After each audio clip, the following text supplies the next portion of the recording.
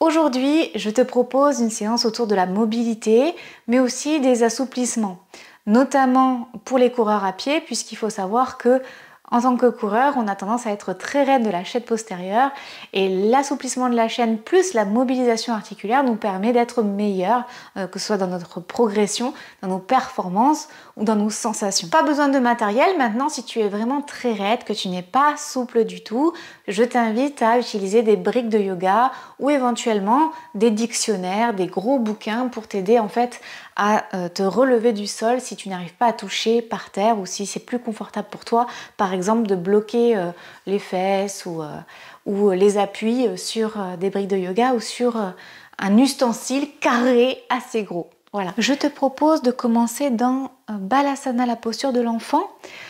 Tu vas t'asseoir sur tes talons avec les pieds pointes. Donc ça veut dire que le haut du pied, le coup de pied est dans le sol. Si toutefois tu as des difficultés à tenir cette position parce qu'elle est engageante, tu peux mettre en dessous les chevilles un coussin pour te soulager ou des briques de yoga ou un dictionnaire en dessous tes fesses. Ça te permettra d'aller un petit peu moins loin, d'avoir moins de poids sur les chevilles et moins de douleur. Voilà. Ok, les genoux sont largeur du tapis. Là, tu es assis sur tes talons. Tu vas ramener ton nombril vers tes cuisses, cambrer le dos et ramener la poitrine dans le sol en marchant avec tes mains. Et expire, pose le front sur le sol.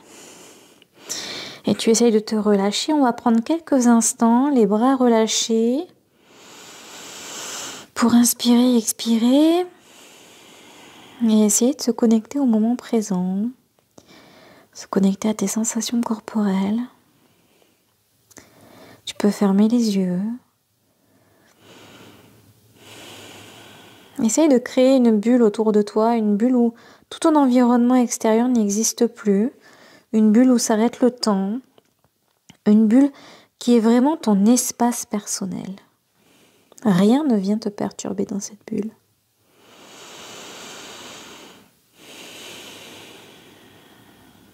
Quand tu es bien conscient de cette bulle autour de toi, je t'invite à prendre de profondes inspires et profondes expires par le nez.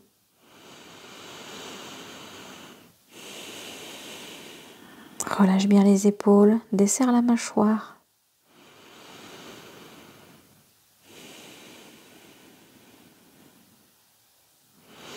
Et si tu as des tensions qui apparaissent quelque part, des petites douleurs, des petites gênes, des sensations peut-être de chatouille, à chaque expiration, tu essaies d'évacuer ces sensations désagréables. Peut-être que tu as des pensées qui te traversent. Essaye d'évacuer ces pensées. Juste tu les laisses traverser. Tu ne les retiens pas.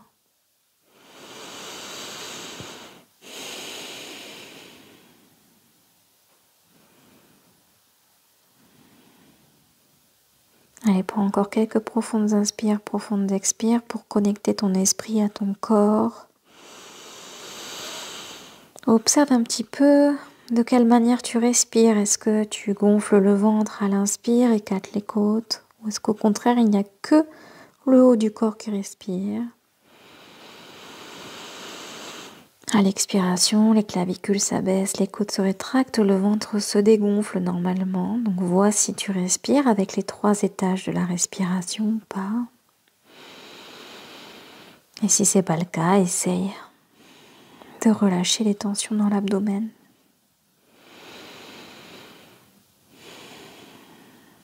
Ok, sur une prochaine inspiration, on va remonter dos rond pour venir se placer à 4 pattes. Tu peux enlever le coussin derrière tes fesses. Si tu as des briques en dessous, tu peux enlever les briques. On est à 4 pattes, les épaules, coudes et poignets sont alignés, les doigts sont bien écartés et on repousse fort le sol avec ses mains. On a le coude qui est vraiment tourné vers ses cuisses. On regarde entre ses 2 mains au niveau des pouces. On a les genoux qui sont alignés avec les hanches et le dos est plat. Il est ni creux ni rond. Il est vraiment plat, comme si tu pouvais manger dessus. On est en table. Ok. On va essayer de ressentir un petit peu la ceinture scapulaire, ce sont les épaules. Et là, je vais te demander de repousser le sol très très fort avec tes mains et d'éloigner les épaules de tes oreilles, éloigner les omoplates sans forcément bomber le dos, sans forcément faire un dos rond. Essaye aussi de rentrer tes abdominaux en serrant, de serrer tes abdominaux en rentrant ton nombril vers ta colonne vertébrale. Allez, inspire et à l'expiration, tu relâches et tu vas essayer de coller les épaules vers les oreilles. Ok, et là, c'est pareil, tu ne creuses pas le dos. Hein. C'est vraiment que les épaules qui travaillent. Le bas du corps, pas du tout. Tu peux totalement le relâcher. À l'inspire, tu pousses. Et tu éloignes les épaules de tes oreilles. Tu éloignes les omoplates. Tu regardes toujours droit devant. Tu allonges ta nuque avec ta colonne vertébrale. Et à l'expire, hop, tu rapproches les omoplates. Tu essaies d'aller coller tes épaules à tes oreilles. Et on va recommencer encore 2 fois. Inspire, pousse. Éloigne, expire, rapproche.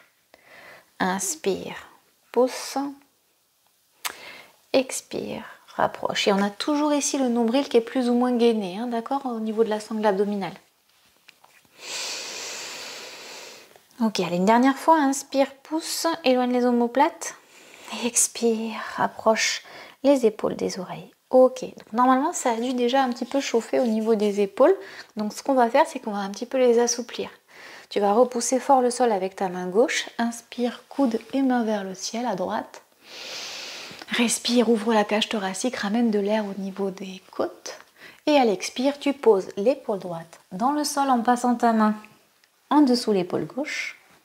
Tu vas avoir les fesses qui vont avoir tendance à aller vers la gauche, donc tu essayes de les redresser en ramenant la fesse vers la droite. Et tu peux tendre le bras gauche. Allez, position de l'escargot.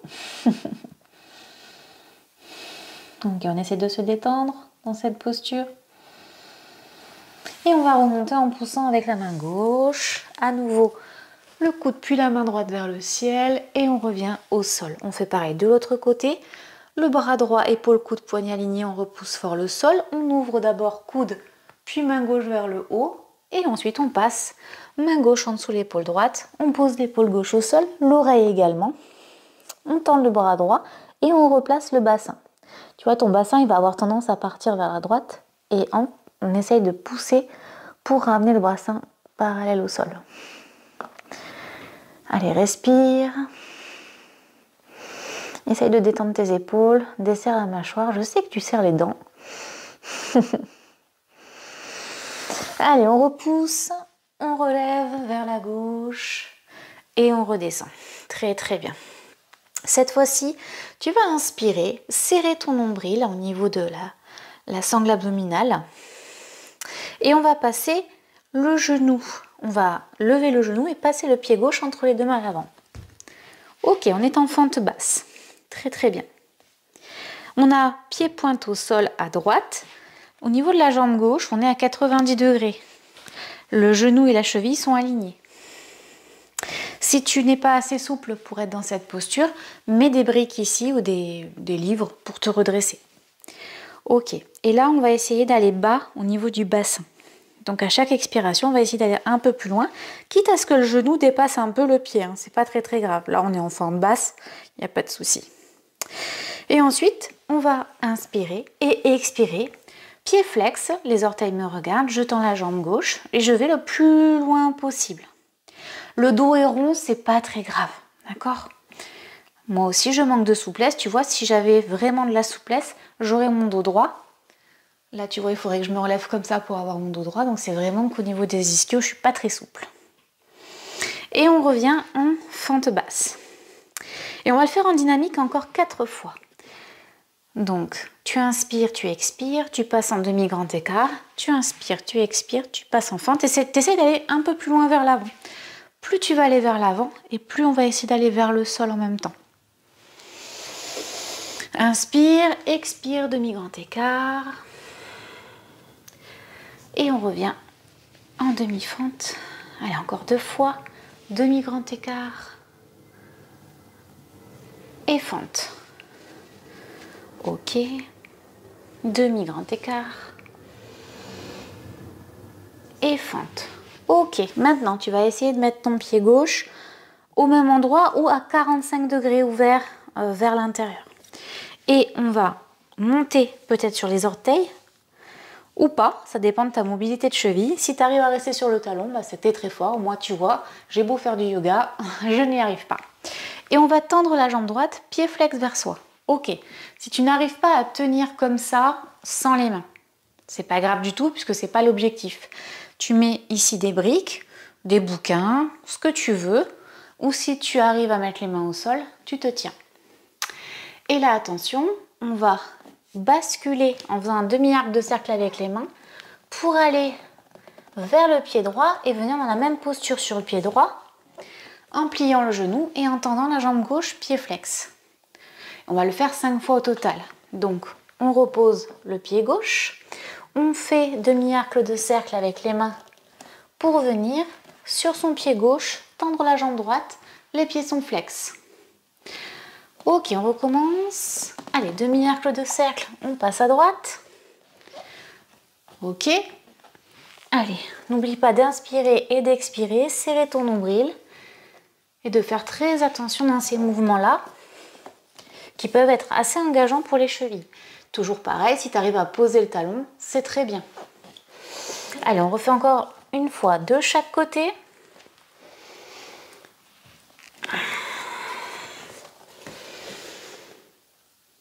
Ok.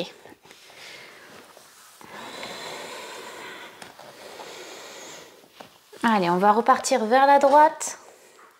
Et une fois que tu seras à droite, on prend un petit temps. Jambe gauche tendue, pied flex.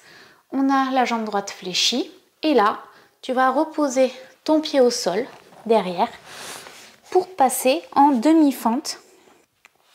Mais cette fois-ci, c'est le pied droit qui est à l'arrière du tapis, pardon.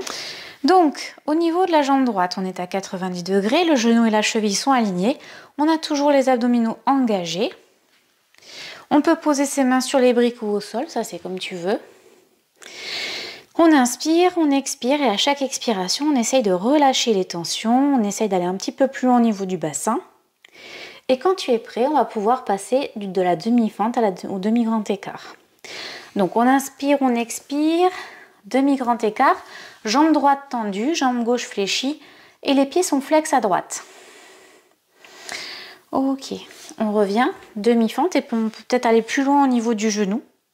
Comme ça on travaille un peu la mobilité de cheville. Allez, on passe à l'arrière, on essaie d'aller un peu plus loin et on revient vers l'avant. Il ne faut pas que le talon se décolle sur la demi-fente. Il faut bien que le pied reste à plat dans le sol. Continue de respirer et de relâcher les tensions. On recommence encore 2 fois.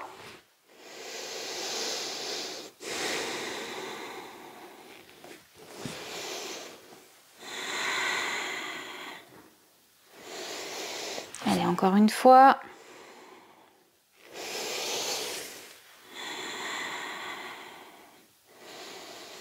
Ok, une fois qu'on est là, on va revenir dans la table. Donc, à 4 pattes, épaules, coude, poignet alignés, nombril rentré. Et ensuite, on pousse les fesses vers les talons, nombril sur les cuisses, front sur le sol, balasana, posture de l'enfant. Ok, et là on va regarder un petit peu les sensations. Est-ce que ça va mieux au niveau des chevilles? Est-ce que ça va mieux au niveau des hanches? Est-ce qu'on est plus relâché au niveau des épaules aussi?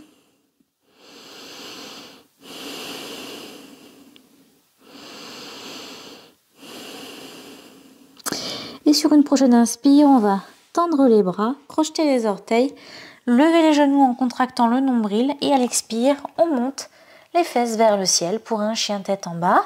Donc les genoux sont fléchis, le coccyx vers le haut. On essaie d'aligner la colonne vertébrale avec la nuque, rentrer légèrement le menton et relâcher totalement le haut du corps, tandis qu'on va repousser le sol avec ses mains. Dans ce chien tête en bas, on marche sur place pour essayer de ramener un petit peu un talon vers le sol, tandis que l'autre jambe se fléchit. On respire, on desserre les dents et on essaye vraiment d'éloigner les épaules des oreilles, de repousser fort le sol Le haut du corps ne bouge pas tandis que les jambes font des allers-retours.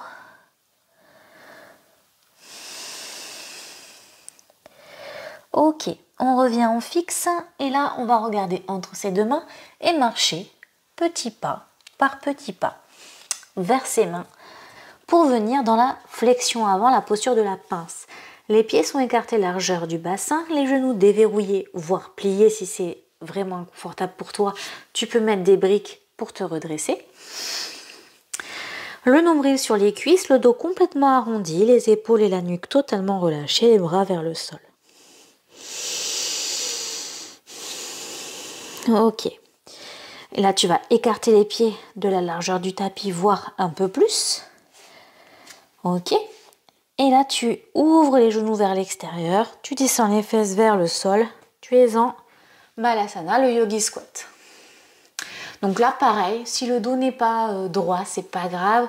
Là, aujourd'hui, on est là pour travailler la mobilité, la souplesse. Et comme je te l'ai dit en début de vidéo, moi non plus, je ne suis pas 100% souple, je ne suis pas 100% mobile. Parce que, voilà, je suis une coureuse, je suis une ultra-traileuse. Donc, si je ne travaille pas ma mobilité tous les jours et ma souplesse tous les jours, et bien effectivement, je peux avoir des manques. Donc c'est pas grave, c'est tout à fait ok et ça doit l'être aussi pour toi. Je suis là pour te montrer que même si finalement on n'est pas souple, on peut faire du yoga. Ok, si tu as les talons décollés, c'est pas grave. Si tu dois rester comme ça, tu restes comme ça. Le tout c'est de bien respirer. Allez, c'est parfait. On va revenir dans la flexion avant. Donc tu relèves les fesses, tu ramènes les pieds largeur de ton bassin. Nombril sur les cuisses, front vers le sol. Et à l'inspiration, tu plies les genoux et tu déroules le dos vertèbre après vertèbre. Tu remontes en Tadasana, la posture de la montagne. Tu enroules les épaules. Et là, quand tu arrives en haut, tu inspires les mains vers le ciel. Tu essayes de ramener tes épaules vers tes oreilles pour bien tout étirer. Et tu relâches les épaules loin des oreilles en gardant les bras tendus. Et ensuite, tu balances les bras. Ok, inspire, lève. Expire, flexion avant, le dos droit. Tu bascules nombril sur les cuisses, front vers le sol. Tu relâches totalement la nuque, totalement les épaules. Si tu peux mettre les mains sur le tapis, tu mets les mains sur le tapis, sinon sur des briques, sinon tu fais comme tu peux. Allez, prochaine inspire, tu mets le poids sur la jambe droite, tu bascules, poids sur la jambe gauche, pardon, tu bascules la jambe droite à l'arrière pour venir dans une vraie fente cette fois-ci. Donc on a le genou au-dessus de la cheville, 90 degrés au niveau de la jambe gauche. Tu prends une profonde inspiration, tu repousses fort le sol avec tes pieds et tu montes les mains vers le haut. On est dans la fente, c'est très très bien. Ok, bras en cactus de chaque côté du corps. Ok, tu relâches les mains. On va remettre les mains de chaque côté du pied gauche et on va faire comme tout à l'heure. On va basculer la jambe arrière, donc le pied droit à 45 degrés, monter sur les orteils du pied gauche et tendre la jambe droite. Cette fois-ci, les orteils me regardent. Donc, tu as vu, je suis de dos. Ça te permet de voir un petit peu comment ça se passe de ce côté-là. Tout à l'heure, j'étais de face. On marche avec les mains pour venir, cette fois-ci, faire un demi-cercle de cercle et venir sur le pied droit. Donc, toujours sur les orteils du pied droit. Le talon droit est décollé. Le genou droit est fléchi. La jambe gauche, elle est tendue. Les pieds te regardent, donc les orteils, pardon, te regardent, ils sont flex. Allez, on recommence. On marche avec les mains. Ok, on repart à droite. N'oublie pas d'aller jusqu'au bout, c'est-à-dire il faut bien que la jambe ici elle soit tendue. Et on repart à gauche. Toujours on marche avec ses mains. Et on repart à droite. Et on va rester à droite. On revient dans une fente. D'abord les mains au sol pour bien se placer. Donc on a la jambe gauche tendue, jambe droite fléchie à 90 degrés, la cheville au-dessus en dessous, pardon, le genou. Et quand tu peux, sur une profonde inspire, tu relèves les mains. Tu as toujours ta sangle abdominale serrée, donc ici tu rentres le nombril, tu respires beaucoup avec la cage thoracique, comme ça tu fais travailler ton diaphragme. Ici tu n'as pas le dos trop creusé, tu as les épaules loin des oreilles. Tu lèves les mains vers le haut, puis bras en cactus. Le bassin il est bien parallèle au bord avant du tapis. Ok, tu relâches. On va reposer les mains de chaque côté du pied droit. Et cette fois-ci, on bascule pied droit à l'arrière pour passer dans un chien tête en bas.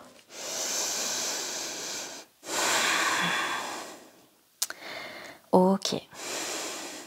Tu peux marcher dans ton chien tête en bas si tu veux. Relâche bien la nuque. Pousse bien dans le sol. Rentre ton nombril. Desserre les dents et respire profondément par le nez. Ok, tu regardes entre tes deux mains et tu marches petit pas par petit pas pour venir dans la flexion avant. Allez, profonde inspire, profonde expire. On descend dans Malasana, la posture du Yogi Squat.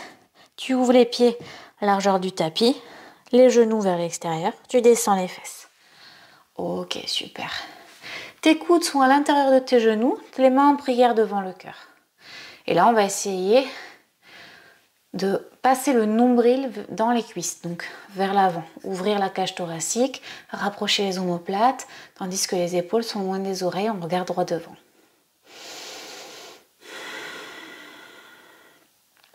Ok, on repose les mains, on revient dans la flexion avant.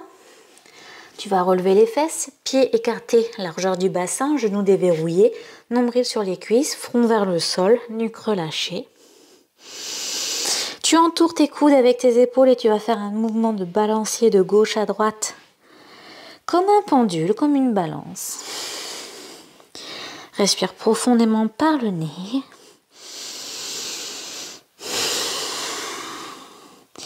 Allez, tu relâches les bras, super.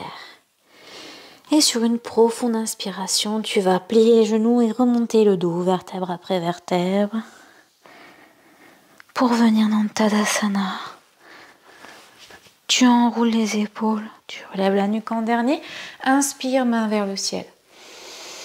Tu t'étires, tu ramènes tes épaules vers tes oreilles et tu relâches les bras en pantin. Ok, profonde inspire, main vers le ciel.